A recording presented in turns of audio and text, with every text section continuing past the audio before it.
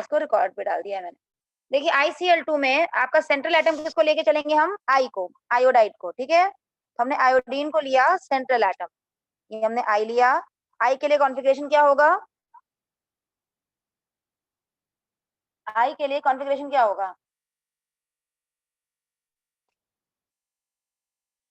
बोलिए। देखिए आपको कैसे बताया था मैंने कि आपको क्या देखना है, किस ग्रुप में बिलोंग कर रहा है, फ्लोरीन, क्लोरीन, ब्रोमीन और आयोडीन, ये होता है। यहाँ पे हम लोग करते हैं 2s2 2p5 ऐसे करते हैं फ्लोरीन को। तो क्लोरीन क्या होगा आपका 3s2 3p5, ब्रोमीन होगा 4s2 4p5 और आयोडीन होगा आपका 5s2 5p5। ओके, तो आयोडीन का हम लिख के चल रहे हैं, इसका क्या है आपका 5s2 5p5, ठीक है। अब 5s2 5p5 में s को मैंने लिखा s ऑर्बिटल, यानी वैलेंस शेल को लेके चल रहे हैं हम, s और p ऑर्बिटल, ये हमारे इस तरह लेके चल रहे हैं हम। 1 2 2 इलेक्ट्रॉन्स यहाँ पर हैं, बाकी 5 इलेक्ट्रॉन्स यहाँ पर है, उनके रूल से भरेंगे इसको भी, 1 2 3 4 एंड 5। आपने देखा ICl2 में आई जो है वो 2 एटम से जुड़ रहा है, एक इधर और एक, मतलब 2 एटम्स जुड़े हुए हैं। 2 एटम से जुड़ने के लिए आई के पास मिनिमम कितने अनपेयर्ड इलेक्ट्रॉन्स होने चाहिए,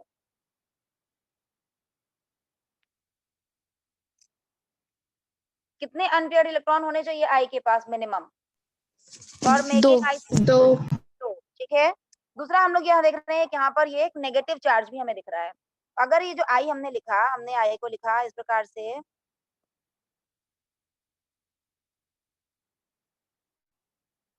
और अगर इसी में हम बनाना चाहें ICl2 माइनस, तो हमें क्या करना होगा, आई माइनस पहले बनाना पड़ेगा। आई माइनस के लिए आई में एक इलेक्ट्रॉन हम लेंगे या इसमें से निकालेंगे, माइनस चार्ज के लिए इलेक्ट्रॉन लेता है एटम या निकालता है, लेता है। वेरी गुड, लेता है, क्योंकि नेगेटिव चार्ज किस पर होता है, इलेक्ट्रॉन पर। तो इलेक्ट्रॉन जब लेगा तो उस पर नेगेटिव चार्ज ऐड हो जाएगा, यानी नेगेटिव चार्ज लाने के लिए हमें एक इलेक्ट्रॉन ऐड करना होगा। हमने एक इलेक्ट्रॉन और यहाँ पर ऐड कर दिया, उसको मैं अलग कलर से दिखा दे रही हूँ आपकी अंडरस्टैंडिंग के लिए। हमने एक इलेक्ट्रॉन और ऐड किया। अब इसके पास कितने अनपेयर्ड इलेक्ट्रॉन दिख रहे हैं हमें, 0। इसके पास अनपेयर्ड इलेक्ट्रॉन नहीं है। इस वजह से अब क्या होगा कि जो इलेक्ट्रॉन है वो एक्साइटेड स्टेट में जाएगा। तो अब हम यहाँ पर अपना जो डी ऑर्बिटल इसके पास है, क्योंकि फिफ्थ शेल में डी ऑर्बिटल भी होंगे ही, इसके इलेक्ट्रॉन को एक्साइटेड स्टेट में दिखाएंगे। तो हमने आई माइनस भी दिखाया और इसके आगे हम आई को एक्साइटेड स्टेट में दिखाएंगे। पहले आई माइनस को हमने ऐसे ही बना दिया, 2 इलेक्ट्रॉन ये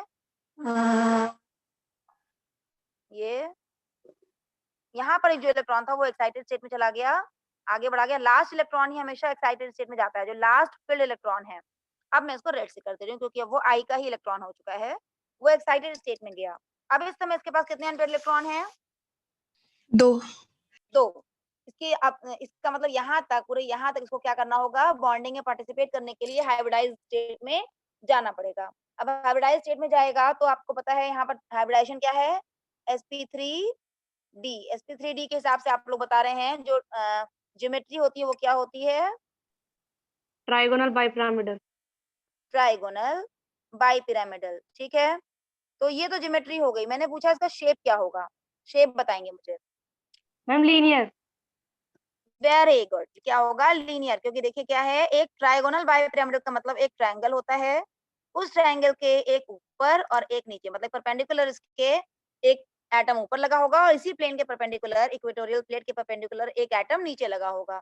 अब यहाँ पर क्वेश्चन उठता है कि जो लोन पेयर है वो कहाँ पर रखें हम, और जो बॉन्ड पेयर है वो कहाँ रखें। बॉन्ड पेयर का मतलब इन जगहों पे कौन आके जुड़ रहा है, Cl जुड़ रहा है यहाँ पर, और यहाँ पर आके कौन जुड़ रहा है, Cl जुड़ रहा है। Cl के जुड़ने से यहाँ पर एक एक इलेक्ट्रॉन Cl वाला आ जाता है। मैं उसको भर दे रही हूँ यहाँ पर। ये जो दोनों जो 2 कलर के इलेक्ट्रॉन्स हैं, ऐसे मैंने इसे लिखा क्योंकि आप समझ सकें ये वाले इलेक्ट्रॉन पेयर कैसे हैं, बॉन्ड पेयर हैं, और बाकी तीनों जो इलेक्ट्रॉन पेयर्स हैं वो कैसे हैं, लोन पेयर, क्योंकि वो किसके हैं, टोटल आई के हैं। तो अब बच्चा इस पे लिखिए नहीं छवि, छवि इसको इरेज करिए, लिखिए नहीं इस पर। अब क्या होगा कि जो 3 लोन पेयर्स हैं वो मैक्सिमम दूरी पर रहने की कोशिश करेंगे। आपको पता है मैक्सिमम दूरी पर रहने का मतलब है कि ये जो एटम्स हैं, ये एटम्स कहाँ रहेंगे। देखिए अब आपको मैंने बताया था एक चीज कि अगर हम लोग यहाँ से लेके चलते हैं, ये वाला जो एंगल है ये 90 डिग्री होता है, ठीक है, ये एंगल 90 डिग्री है। जबकि ट्रायंगुलर प्लेट में जब ये एंगल हम देखते हैं, दिस एंगल इज 120 डिग्री। तो 120 डिग्री जो है वो लार्जर है एज कम्पेयर टू 90 डिग्री। तो लोन पेयर जो है वो 120 डिग्री पर अरेंज होंगे इंस्टेड ऑफ 90 डिग्री। तो लोन पेयर हम कहाँ अरेंज करेंगे?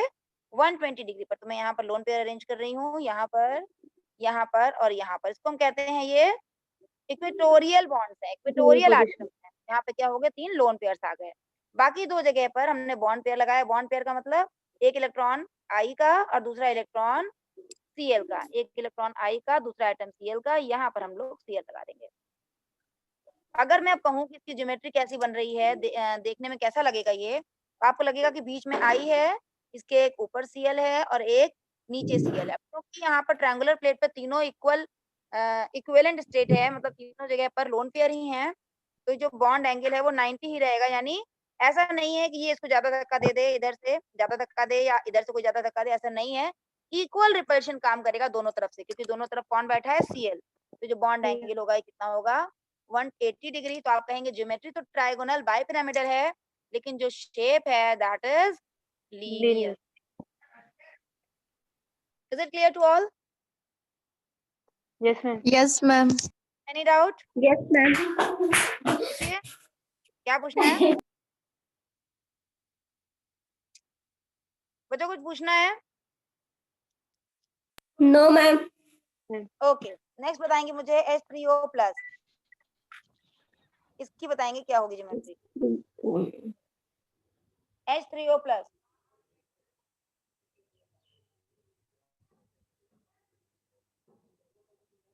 H3O+ में भी सिंपल, आपको क्या करना है? H है, फिर उसके बाद 3 H हैं और 1 O। मैं ऐसे लिख ले रही हूँ फिलहाल।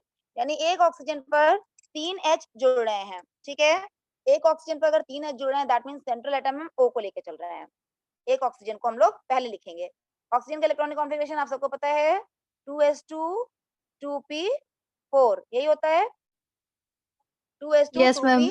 2p4। अब S को मैंने लिखा, वैलेंस शेल को हम लोग और ड्रॉ करेंगे। अब Tetrahedral. सेकंड शेल में आपको पता है डी ऑर्बिटल नहीं होते, तो मैं डी ऑर्बिटल यहाँ ड्रॉ नहीं कर रही हूँ। ये हमने बना लिया 2s2 2p4। अब H जो ऑक्सीजन है उसके ऊपर एक H3O+ में आप देख रहे हैं प्लस चार्ज है, और अभी वैसे भी आप देख रहे हैं कि इसके पास 2 अनपेयर्ड इलेक्ट्रॉन है, जबकि इसको जुड़ना कितने से है? 3 हाइड्रोजन से जुड़ना है। इसके पास मिनिमम 3 अनपेयर्ड इलेक्ट्रॉन्स होने चाहिए, but it doesn't have the D orbital. इसके पास आगे डी ऑर्बिटल नहीं है, इसका मतलब इलेक्ट्रॉन एक्साइटेड स्टेट में नहीं जा सकता है, ये एक्साइटेड स्टेट में नहीं जा सकता। अब क्या ऑप्शन है हमारे पास? अब ऑप्शन ये है कि ये जो ऑक्सीजन है इसके ऊपर हम क्या लगाएं? पहले पॉजिटिव चार्ज। कौन सा पॉजिटिव चार्ज? जो H3O+ में आपको दिखाई दे रहा है। मैं बनाऊंगी O+। O+ कैसे बनेगा? हमारा एक इलेक्ट्रॉन हम लेंगे या निकालेंगे? डोनेट करें, हाँ, वेरी गुड। हम निकालेंगे, एक इलेक्ट्रॉन को रिमूव करेंगे, हमने एक इलेक्ट्रॉन और निकाल दिया। तो अब ये स्थिति ऐसी हो गई, ये हमारा बन गया O+। अब O+ में आप देख सकते हैं इसके पास कितने अनपेयर्ड इलेक्ट्रॉन्स हैं? 3 अनपेयर्ड इलेक्ट्रॉन्स हैं। 3 अनपेयर्ड इलेक्ट्रॉन्स हैं। अब हमारे काम, हमारी जो नीड है फुलफिल हो गई। 3 अनपेयर्ड आ गए इसके पास। अब ये चारों ऑर्बिटल्स जो हैं वो हाइब्रिडाइज होंगे। Hybridisation is sp3। एक s और 3 ऑर्बिटल्स जो हैं वो हाइब्रिडाइज हो रहे हैं, इसलिए हाइब्रिडाइजेशन क्या होगा? sp3। अब sp3 का मतलब जो ज्योमेट्री होगी वो क्या होगी? टेट्राहेड्रल, वेरी गुड, ज्योमेट्री होगी टेट्राहेड्रल। टेट्राहेड्रल। अब आई बात शेप की, चलो बना के देखते हैं। तो हम टेट्राहेड्रल बनाते हैं, ये हुआ पहला, दूसरा, तीसरा और एक ये पीछे, मतलब हम लोग बनाते हैं 2 को प्लेन में और एक ये वाला जो है इसको हम मान रहे हैं ये प्लेन जो है आउट ऑफ द प्लेन, यानी हमारी तरफ निकल रहा है, और ये वाला जो है बैक द प्लेन है, मतलब ये पीछे की ओर जा रहा है ना। 2 हम लोग ऐसे बनाते हैं, और बाकी जो बनाए हमने वो जो थे वो आप ये मान के चलते हैं दोनों जो है प्लेन इसी प्लेन में है। आपके जो मोबाइल है, आपकी जो स्क्रीन है उस स्क्रीन पर चिपके हुए हैं। अब मुझे लगाना है यहाँ पर, एक जगह मैं बैठा दूं लोन पेयर, और 3 जगह पे हम लोग लगाएंगे H, यानी बॉन्ड पेयर। बॉन्ड पेयर का मतलब एक इलेक्ट्रॉन ये बनाया मैंने, एक ये बनाया हाइड्रोजन का, एक ऑक्सीजन का, एक हाइड्रोजन का, एक ऑक्सीजन का, एक हाइड्रोजन का। इन जगहों पे मैं क्या लगा रही हूँ? Hydrogen, hydrogen, hydrogen. अब ये जो है ये एंगल आपका नॉर्मल एंगल, ये सारे एंगल कितने होते हैं? कोई भी एंगल सारे होते हैं 109 डिग्री 28 मिनट्स। कितने होते हैं? तो 109 डिग्री 28 मिनट्स नॉर्मल एंगल है, लेकिन अब यहाँ पर क्योंकि लोन पेयर है, आपको पता है वेस्पर थ्योरी से लोन पेयर का जो रिपल्शन है, lone pair is more than lone pair bond pair is more than bond pair bond pair. यहाँ पर ये जो है ये तो सारे आपके बॉन्ड पेयर्स हैं, तो बॉन्ड पेयर जो है उनके बीच में रिपल्शन कम है, जबकि जो लोन पेयर्स हैं उनके बीच में रिपल्शन ज्यादा है। तो उनके बीच में रिपल्शन ज्यादा होने से क्या होगा, ये यहाँ से इलेक्ट्रॉन यहाँ बीच बीच बच्चे एंटर करते हैं, यहाँ से ये रिपल ज्यादा करेगा एज कम्पेयर टू यहाँ, इस जगह रिपल्शन कम है। तो उसकी वजह से ये दो जो ग्रुप्स हैं, जो हाइड्रोजन हैं, वो एक दूसरे के करीब आ जाएंगे, मतलब ये थोड़ा इधर शिफ्ट हो जाएगा, ये थोड़ा इधर शिफ्ट हो जाएगा। तो जो बॉन्ड एंगल है वो आपका थोड़ा कम हो जाएगा 109 डिग्री से। देखने में वो हमें कैसा दिखाई पड़ेगा, ऐसा से हम बोलते हैं पिरामिडल शेप एक तरह का हमें दिखाई देगा। यहाँ पर आपका हाइड्रोजन बैठा हुआ है और इस जगह पर हम क्या लगा रहे हैं, ये हाइड्रोजन, ऊपर ऑक्सीजन है, नीचे hydrogen. Is it clear? Yes ma'am. Yes, bond angle ma'am. जो है 109 डिग्री 28 मिनट से कम होगा। क्लियर? कोई डाउट इसमें ma'am please No, ma'am. Geometry, है बेटा? मैम ज्योमेट्री दोबारा से बता दो। बेटा ज्योमेट्री जो है मैंने आपको हाइब्रिडाइजेशन पढ़ाया है, आपको ध्यान है हाइब्रिडाइजेशन? Yes ma'am.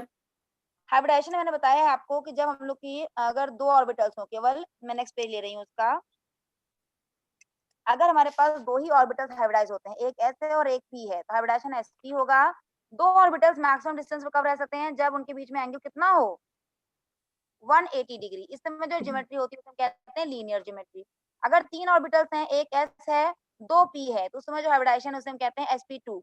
sp2 का मतलब तीन ऑर्बिटल्स हैं, तीन मैक्सिमम दूरी पे कब होंगे। अब आप सोचिए यहाँ पर एक और ऑर्बिटल आने लगे तो क्या स्थिति बन जाएगी, एक ऑर्बिटल ये, दो ऑर्बिटल्स इधर लग जाएंगे, तो जो 90 एंगल डिग्री। होगा 120 डिग्री। और इसमें जो ज्योमेट्री है ये वाले को हमने नाम दिया लीनियर, लीनियर इसको हम नाम देते हैं diagonal trigonal, sorry I am sorry, triangular planar planar.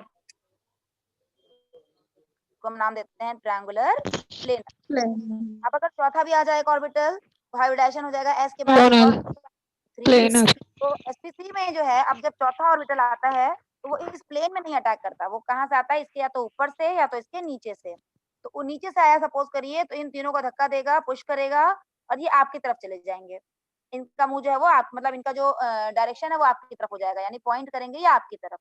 इसके उल्टे अगर ये आपकी तरफ से आ रहा है चौथा ऑर्बिटल तो इनको पुश करेगा और ये जो है स्क्रीन के पीछे की ओर पॉइंट करने लगेंगे। दैट मीन्स जो ज्योमेट्री है वो अब हो जाएगी टेट्राहीड्रल।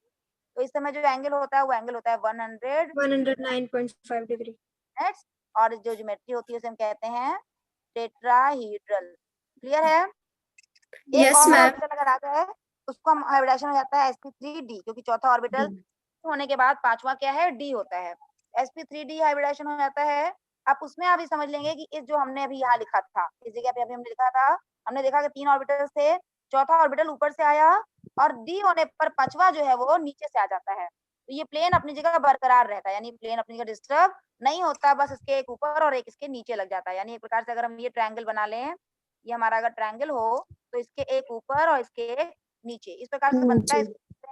Trigonal bipyramidal. यहाँ पर ये जो एंगल है, यानी इस प्लेन से जो ट्रायंगल है उससे इस बॉन्ड का एंगल जो होता है वो 90 डिग्री होता है। और एक ट्रायंगल में जो एंगल है उसको आपको पता ही है, ये एंगल कितना होता है, 120 डिग्री 120 है। और इसमें जो ज्योमेट्री होती है उसे हम नाम देते हैं ट्राइगोनल बायपिरामिडल। वैसे मैंने इसका वीडियो भी डाल रखा है, एक बार आप चाहें तो उससे भी रेफर कर सकते हैं। हाइब्रिडाइजेशन पे पूरा वीडियो है मेरा। sp3d। अब नेक्स्ट है आपका, ओह आई एम सॉरी, क्लोज हो गया वो।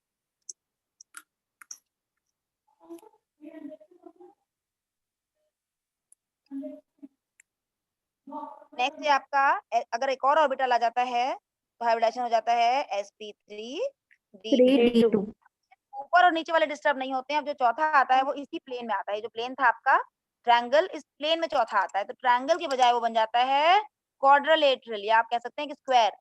एक स्क्वायर बन जाता है, एक ऊपर और एक नीचे। अगर मैं सही बनाऊं तो ये ऐसे बनेगा, कुछ कुछ ऐसा, इसके एक ऊपर और एक नीचे। इसको हम कहते हैं ऑक्टाहेड्रल। इसमें दोनों एंगल जो है वो 90 डिग्री होते हैं। क्लियर है मेरी बात? Yes ma'am. 90 होते हैं। एक और आप ले आते हैं, अगर एक और ऑर्बिटल आता है, यानी हाइब्रिडाइजेशन आपका अगर हो जाता है sp3d2, एक और आने पर ये 4 की बजाय यहाँ पर 5 कॉर्नर्स होंगे, यानी पेंटागन होगा, और जो ज्योमेट्री होगी वो होगी पेंटागोनल बाइपिरामिडल। क्लियर है सबको? Yes ma'am. ठीक है, तो ये आपको एकदम क्लियर होना चाहिए। इसके आधार पर जितने भी स्ट्रक्चर्स हैं वो मेरे पहले वाले इसके वाला जो वीडियो होगा उसमें भी मैं मतलब मैंने डाल रखा है, एक बार आप रिवाइज उससे कर सकते हैं। ये आपकी टोटल क्या है, वेस्पर थ्योरी। इसके बाद जो हम लोग करेंगे वो होगी मॉलिक्यूलर ऑर्बिटल थ्योरी। यहाँ तक किसी को कोई डाउट है तो पूछ लीजिए मुझसे। No ma'am. ठीक है, तो